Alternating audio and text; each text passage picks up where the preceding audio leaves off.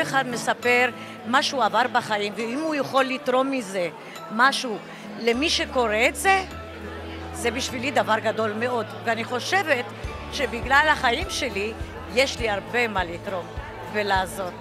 ברגע שאתה פותח את הלב ואתה כותב, זה אני יודעת מכתיבת הביוגרפיה שלי, אז אתה גם מיידע את עצמך מדברים שכבר שכחת, וזה עושה לך טוב ברגע שאתה מוציא אותם החוצה. ובכל מה שבן אדם עובר, אז זה עוזר לאנשים להבין קצת את החיים, ואולי להגיד, אני גם עברתי את זה, אולי אני אעשה כמוה ואני אצליח. המי שלך זה משהו יוצא דופן. למה? כי אתה מספר על החיים האישיים שלך. זה לא כללי, זה אתה. לא חייב כישרון כתיבה. תוציא מהלב מה שיש לך, ותכתוב אותו איך שאתה יודע. זה מספיק. זה יעזור לאחרים.